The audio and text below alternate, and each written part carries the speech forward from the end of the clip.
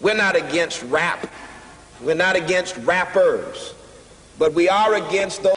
Something big about to happen. I hear the beat tapping. We some fly rhyming felines rapping on the track. Better yet, grab a gat, cause we hot like Enzo. Doors closed, windows up, cause that's the way we like to ride. Windy City hitting. Check mic 1 2 1 2. We live, baby.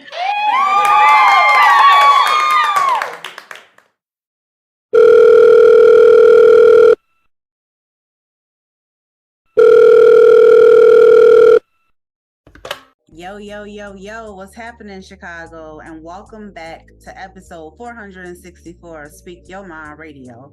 I'm your hostess with the mostest, Queen Star, aka Miss Hip Hop. And today is Friday, August 11, 2023. It's about like 81 degrees outside.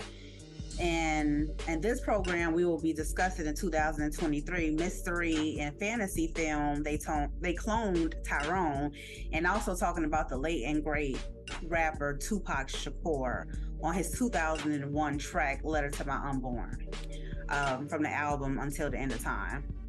But first, let me introduce my very fly guest back on the show, G Walker from the C&G Sports Podcast in Chicago. Hey guy, how are you? Hey, what's going on? How you doing? I'm glad to be back. I'm hyped. I'm excited. Let's do this. That's right, man. For sure. We about to have a good old time. Let's get it. Yeah. All right, so you know how we do traditional icebreaker question for you. So let's get it. All right. Would you no. What song to you, in your opinion, screams nothing but hip hop to the core? Man, I hate to be I don't want to be man. It'll have to be Will They Reminisce Over You? Damn. About P-Rock and CL Smooth. It just comes on with this. It's like the perfect track with the train. It reminds me of Chicago in the 90s. It's just such a beautiful produced sound. Like the sound of that track alone doesn't even need nobody rapping on it. Like that beat by itself is just so great, and it's just one of the best beats of all. It's such a hip hop beat. If I could put a beat in a time capsule, it'd be that beat right there.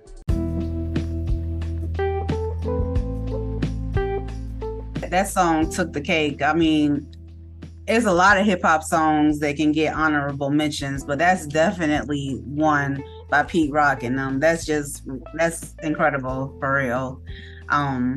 Yeah. Man, I'm gonna have to even say for myself, Eminem Infinite. That song screams pure freaking hip hop all day long. It oozes hip hop to the core, like straight up. You feel me? Yeah, it does. That's another good one too. I can't disagree. I can't disagree. You know your stuff. You know your stuff. For sure. So speaking of what, let's go ahead and jump straight into the music, guy. All right. So, Tupac Shakur would be like 51 years old today and still worth freaking millions of dollars. You know what I'm saying? Yeah.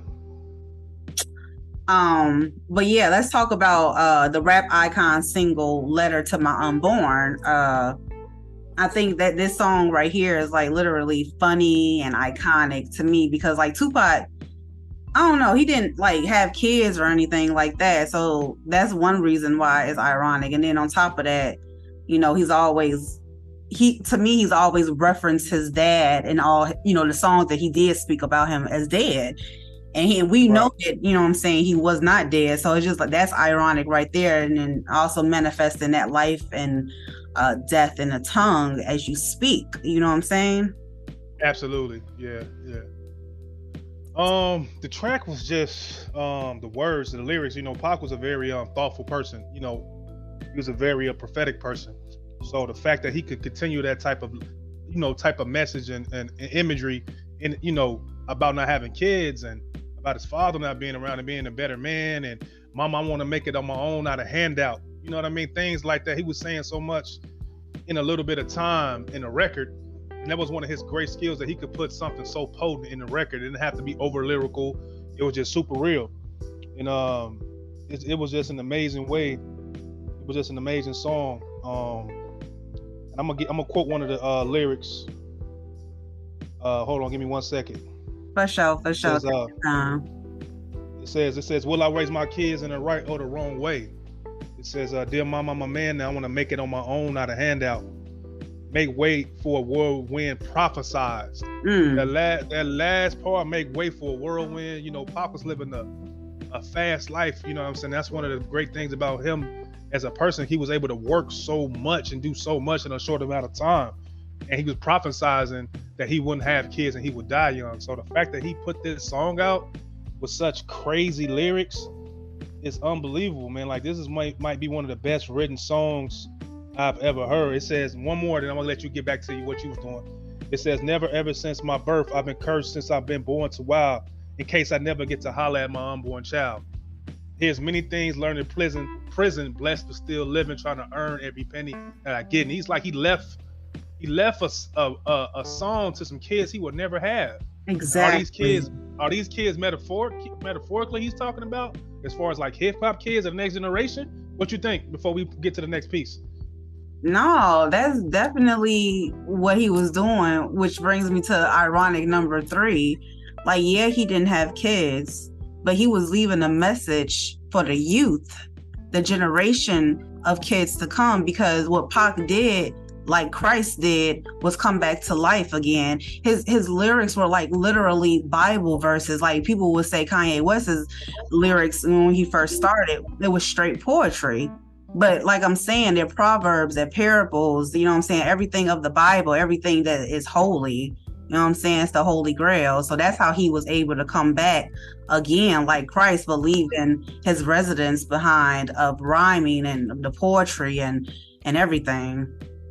I gotta agree. Like, that was such and then the sample with Michael Jackson and the Librarian Girl beat, it was an unbelievable song, and I can't think of a more potent song and a more unbelievable written song with a message like that. Yeah, that was a good fact that you brought up, that the sample was that of Michael Jackson, Librarian Girl, on his Bad album 1987. So the fact that you brought that up is that Michael Jackson has been one of his biggest influences in music, and a lot of people wouldn't know that unless they, you know what I'm saying, studied the scientific method of music, you know what I'm saying, because it's Michael Jackson all up in there, period. Yeah, and it's just one quick little thing about that whole song. Pac actually had an opportunity to record with Michael Jackson, but Michael Jackson didn't want to come to the studio, and Pac took offense to that. He didn't want to record in the studio with Pac, so Pac did not have the record. Pac did never do the record because he felt like it was disrespect. If you want to do a record with me, how come we can't be in person? So that's actual fact. So they posted again, actually made music together, but MJ didn't show up to the studio session. He wanted to send his voice over and his lyrics over, and Pac wasn't with it, so he didn't want to do it. Yeah, that's insane. I want to just touch on that for a minute and say that's crazy. Like, who knew that Tupac and Michael Jackson could have gotten a song done together had Tupac been on his high horse, so to speak? You know what I'm saying? You can't like tell people how to feel, but I guess that was Pac for you. Like, he just always was in his feelings about something. Right, because he even had a song on the album with the Letter to My Unborn called Until the End of Time. I mean, the End of Time album was called Nigga's Nature. And that was a good terms, too, yeah, in terms would just be like the hood version of human nature, like, you know. Bro, that's a very good point. I never thought about it like that. That's deep. That's deep. I like that. Yeah, wow, I never thought about that. Right, but we can move on. Let's jump into the film, right? Okay, cool. So They Cloned Tyrone. You know, the cast, y'all know, was Jamie Foxx, John Boyega, Tiana Paris, you know what I'm saying? They played Fontaine, Yo-Yo, and Slick Charles. So I just want to ask you, what you overall think about They Cloned Tyrone? My overall thought of that movie was, it was very subliminal. It was good. You know, it just made you think, you know, about, are they really cloning us? Because one, let me just tap into this. and this might have been a great marketing thing about Jamie Foxx. You know, he went away, he got sick, and people were saying he was cloned. Then the next thing you know, the movie comes out about people being cloned. So let's just start there. So that might be the greatest promo ever. But then as we actually get into the actual film, you know, it just makes you think like, you know, are we actually being cloned? You know, because, you know, it's just hard to imagine that, but at the same time, it's really not, in a way of like, you know, it's like the things that are being processed in our food, the chemicals, the things that's in our hair, the hood, you know, people dying in the hood and still making babies in the hood and not uplifting the hood about buying property and staying together with the, you know, instead of being a baby mother or a baby father, you become a husband and wife. So you grow generational wealth through your family and through your seeds. So the clones can be the things that we're doing within our own community, which are leading to our own demise. So just because you have a little Antoine or a little BJ or somebody like that, he gets killed, but then it's another BJ and another Antoine or being born. You know what I mean? Yeah, that's basically the thing behind They Cloned Tyrone. I mean, everything to sum up in a nutshell is that, yeah, Tyrone is basically the representation of the Black community, you know, the average Black man, so to speak. Which brings me to an existing point within the music. They used Erykah Badu's Tyrone to promote this the idea of the film, which was I think they're going to clone Tyrone.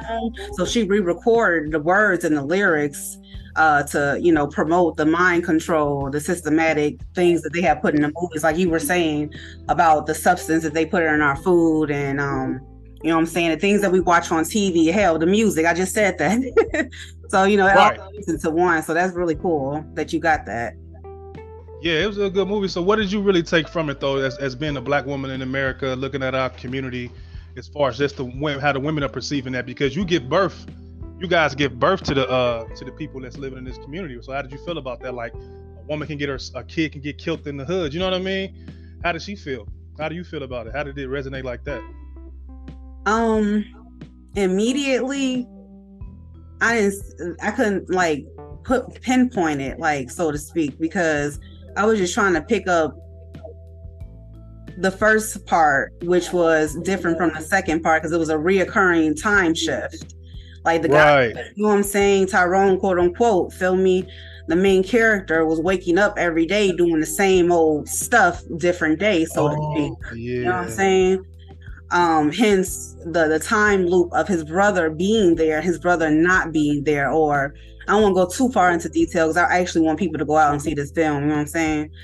But it was a great film. It's just, you know what I'm saying, and it just touched on as far as the women were concerned, like the beauty aspect of it. We as Black women are the last ones to be looked at as something you know, rare of beauty, of anything to speak, but we are beauty, though. We are beautiful women. All of us are beautiful women, color and not color. I don't care what no one says. So that was Yo-Yo's part, you know what I'm saying? She was looked at as a hoe.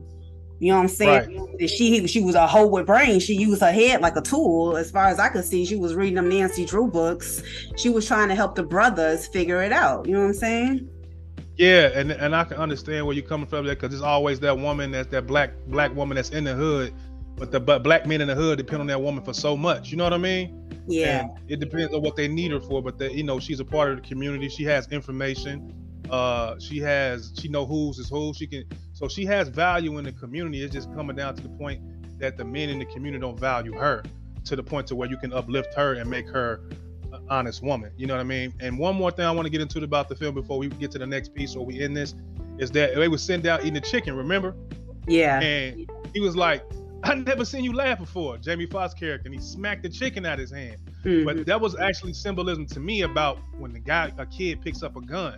Like, you turn into a whole different type of person when you pick up a gun. You know what I mean? Like, you never acted like this before, but now you got a gun.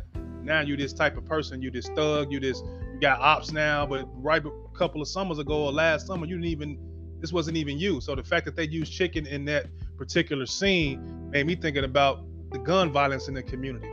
Like, you wasn't even raised with a gun, but now that you got one, now you got this image you got to uphold. So I thought that was pretty deep. Yeah, most definitely. And the fact that Jamie Foxx's character was the one to slap out the chicken from Fontaine's character. When they went into found the lab downstairs in that crack house, he was the one Right. that had that substance in his mouth. You know what I'm saying? So it was just quite ironic. Like, it came back around like, wait, I had this before. Like, yeah, because it's crack in the chicken, it's crack in the water. You know what I'm saying?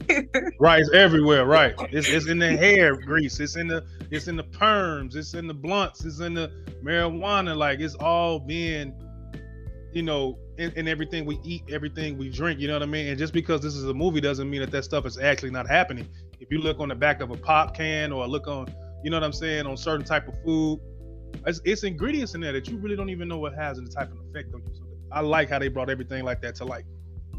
Yeah, I like that too. That was definitely a crazy and explosive movie. So yeah, it was pretty good. I just want to talk about the director real quick. Got to give him his shout out, Jewel Taylor. You know what I'm saying? Okay.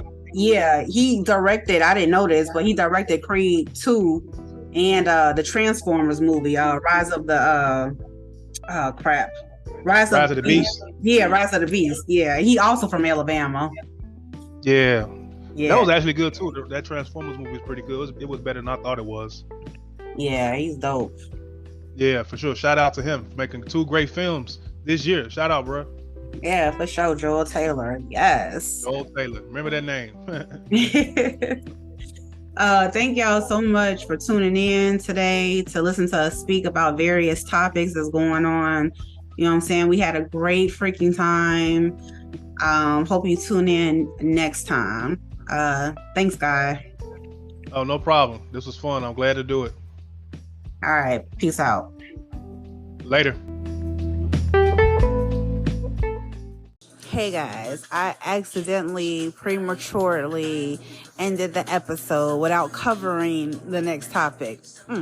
But in between time, check out this Tupac song, Letter to My Unborn. Alright, and then we're gonna jump back into things. Let's get it. Ooh.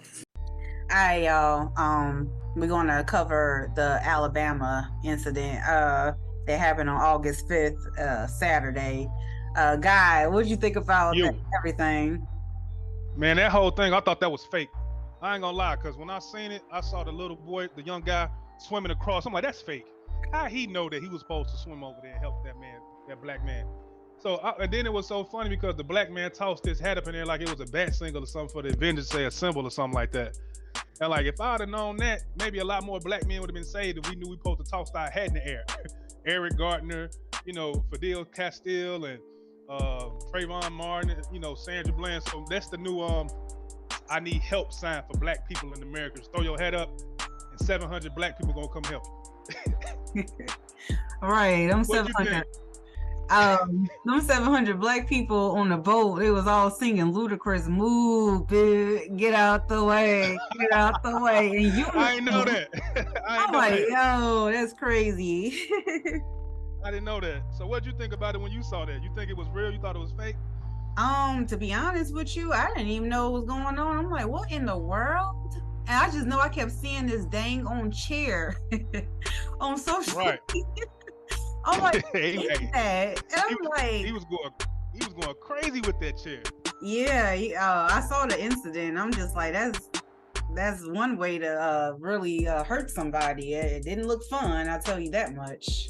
I don't know what. I think all the black people spirits that's been mistreated by police, mistreated by white people in general. For one moment in Montgomery, Alabama, them spirits came back and said, "That's enough. I'm tired of it." He got into them people, and them black people showed out on that dock. They showed out. Yeah, they really did. It was just like crazy to see everybody just fighting, and then when the po-po show up, everybody yelling like, it ain't them, it's them. I was rolling. I'm like, yo. It looked like the Royal Rumble out there. When I saw the video, I was like, they was going from different scenes and different angles to the fight. I'm like, this looked like the Royal Rumble, WrestleMania. All right. Alabama party. That was crazy. Yeah. All the memes coming out was so funny. That was crazy. Yeah, it was. This one meme that really cracked me up was Malcolm X, the famous pose when he's standing outside the window with the AK, and he had turned his head. I was rolling. That dude had that chair. And then there's one going around with the police pull up with a license and registration, and he instead of a gun, he got a chair on his hip. I'm like, they're going crazy with the memes right now. That was so funny. It looked like something out of a Boondocks episode. Yeah, straight up. Crazy times, man. Crazy times. Yeah, that was just one moment in time that is like a national holiday for all Black people. Yeah, and they calling it a Cinco de Negro or something like that. I saw. we ain't gonna never forget this. So now we're gonna have Juneteenth for Cinco de Negro. So it's what's up, man. We got 2 holidays. That's 2 months after Cinco de Mayo. Come on, y'all. Right, they killing it out there. Oh God, thank you so much for that good laugh. Everybody needs a good laugh. Yeah, life is funny, so you gotta laugh. Yeah, for sure. But y'all take it easy. You know what I'm saying? Make sure you listen to this episode on Spotify and look out for more great and tuned episodes. Peace.